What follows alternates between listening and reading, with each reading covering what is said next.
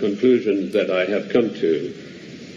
And I want to tell you that one of the biggest things I discovered in my work was the existence of a supranational committee composed of 300 men called the Committee of 300, also known in intelligence circles as the Olympians. 300 people you've never heard of. They don't hold office, they don't give speeches, they don't campaign, they don't need your vote. And he's not talking about the secret societies you've heard 100 times. This is what the headlines never touch. This is the committee that runs the world. Now, in my book, The Committee of 300, I name every one of them. This is not a book that talks about they. It gives you specifics. Now, this is one of those videos that rarely stays visible for long. But what you're about to watch will explain a lot of the strange things happening in the world right now.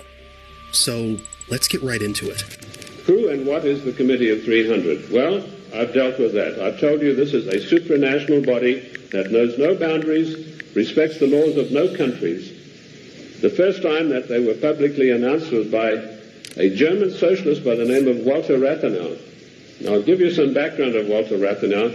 He was the financial advisor to the Kaiser of Germany, and he was also the financial advisor to the Rothschilds, the French family Rothschild. So he must have known what he's talking about. He made an astonishing statement in 1934. He said, there is a committee of 300 men that rule the world.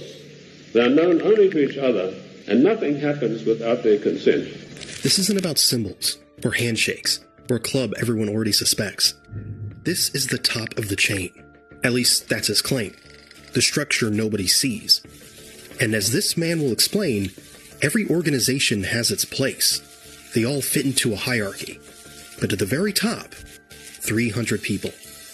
Pay attention to this part. I came across this quite by accident when I was serving in Africa, in Angola, and I was given a series of documents which were only supposed to be handed in to top-level people. They were what we called above the top level of classification of intelligence documents. And there I discovered that whilst I thought I was in Africa fighting against the invasion of the communists, I was in fact fighting to introduce socialist regimes in the black African countries, and that I was actually working for a committee called the Committee of 300, also known in intelligence circles as the Olympians. This isn't someone guessing from the sidelines.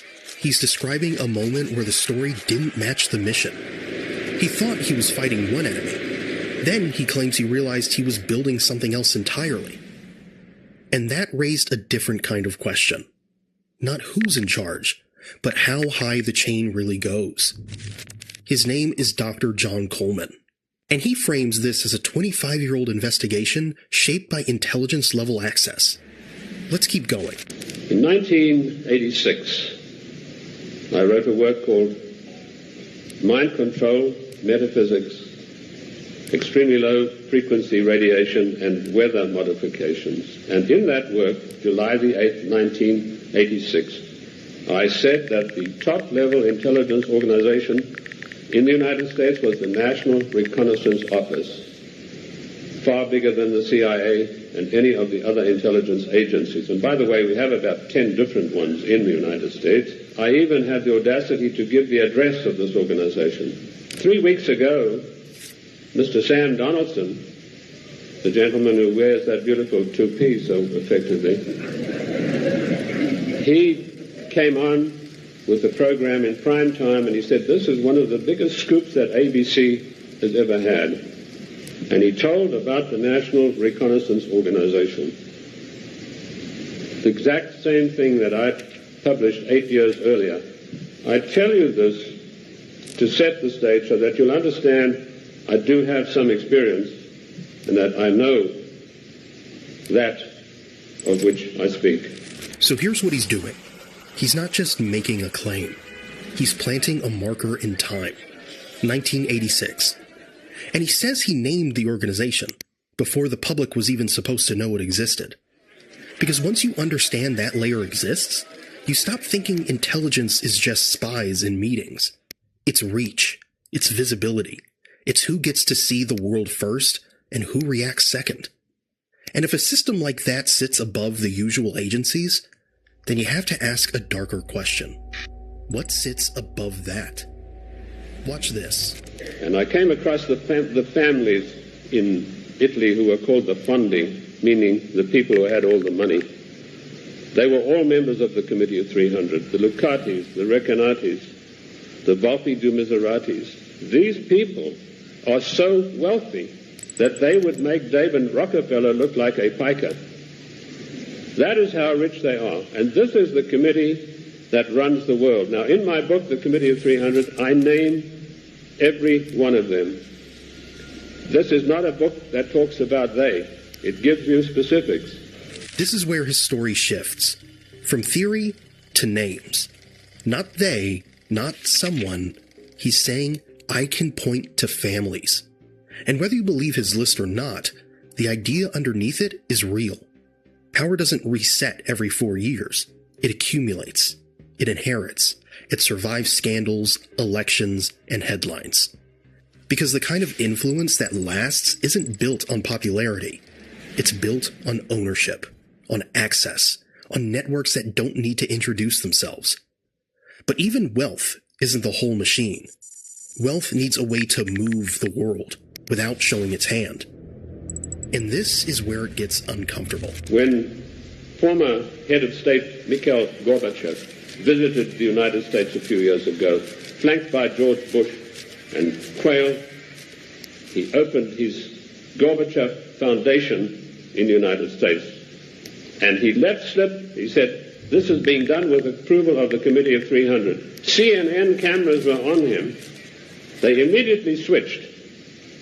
Now, I wrote to CNN and I said, could I have a transcript of this program, which they said was available. I never got a reply.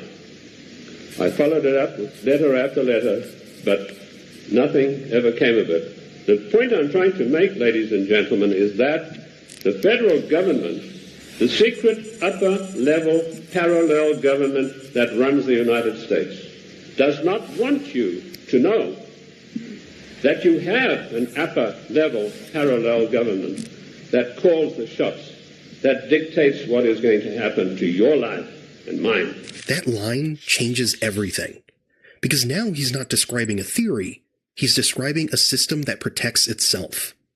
Maybe there's an innocent explanation. Maybe not. But the point is this. If influence can decide what gets recorded, then it can also decide what gets remembered. And once power becomes something you can't even trace, the next question isn't who, it's where. Where does a structure like that live? Because it wouldn't operate as a rumor. It would operate through institutions. Pay attention to this part. I revealed the existence of an organization called the Royal Institute for International Affairs, which is located at Chatham House in 10 St. James Square in London. I also revealed the existence of the Club of Rome, the Cini Foundation, the Mont Pelerin Society, the Order of St. John, which was known but not known. And I listed all of these secret societies that run the world as executive arms of the Committee of 300. So it controls the world through all of these. The Royal Institute for International Affairs is the executive arm of this committee, which gives instructions to the United States government to this very day. The chain of command is as follows. Every Secretary of State that has been appointed since 1919 is appointed by the Royal Institute for International Affairs. That may come as a shock for you. You think you vote and you put a conservative in the White House, and then he appoints supposedly or allegedly conservative people to carry out the policies that you wanted him to implement. Surprise, surprise.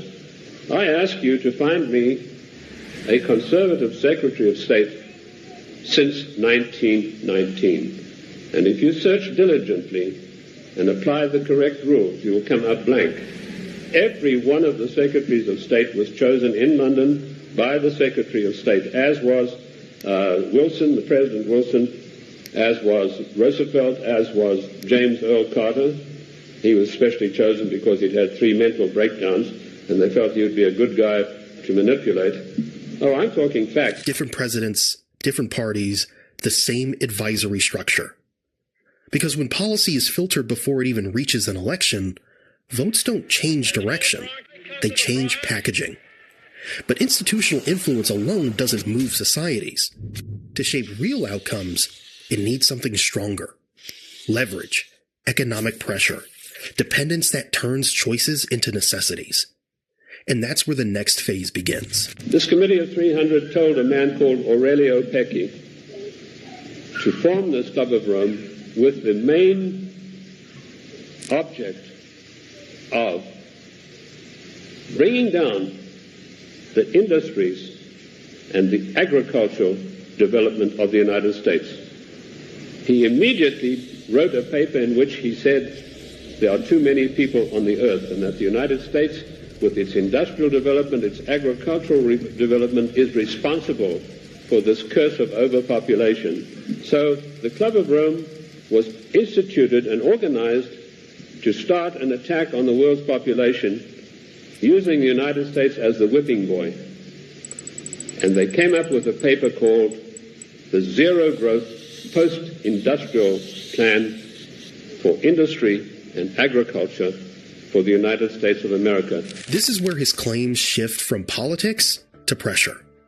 He connects the committee of the Club of Rome. He connects the Club of Rome to zero growth. And then he connects zero growth to one outcome: tightening the system. Now, you don't have to accept the motive he assigns to it, but the mechanism is real. When systems tighten, the impact doesn't hit evenly. The wealthy buffer it, the poor adapt to it, and the middle absorbs it. Mortgages, wages, savings, stability. That's the layer that carries the strain. Now listen closely to what he claims next. The middle class in the United States of America had to be destroyed because in the coming push to a world order, the middle class would be the stumbling block. Because history had shown that the peasant class in ancient days, when they had revolted, were just easily crushed. There was no resistance. But now had grown a new super class of people in the United States called the middle class, who had long-term employment, who had job security, who were well paid, who could afford to buy the products that were made by the United States and didn't need to buy products from China or anywhere else. And the Club of Rome post-industrial zero-growth paper said this has got to stop. We have to bring down the middle class of the United States. And the way that we will do this, the way that we will accomplish this task is by crushing their industries. Whether you call it policy, markets, or global pressure, the weight never lands evenly. It lands where society is most stable, the middle. Because the middle has something to lose: a job, a mortgage, a routine, a future. And when that layer weakens, dependence grows quietly. Not overnight, but structurally. While ordinary people feel instability as pain, those above it experience the same events as logistics. They hedge, they move assets, they buy buffers. And that's the real divide. Not what happens, but who it happens to. Here's how Coleman explains it. The Club of Rome celebrated its anniversary, and Alexander King, its chairman, stated, the American people henceforth must get used to the idea that they will never, ever again in their lifetime have full employment. What a scandalous thing that our government is fully cooperating with this organization built up by the Royal Institute for International Affairs to destroy the middle class of the United States. By the end of this, you realize something disturbing. Coleman isn't asking you to fear a group, he's asking you to notice a pattern. That power doesn't always rule by force. It rules by structure. It decides what gets funded, what gets outsourced, what gets normalized, and what becomes permanent. And once society is locked into pressure, it doesn't need to be controlled loudly. It controls itself. And that's why faces can change, and the direction can stay identical. So maybe the question isn't who runs the world. Maybe it's simpler than that. What is the system designed to produce, no matter who you vote for?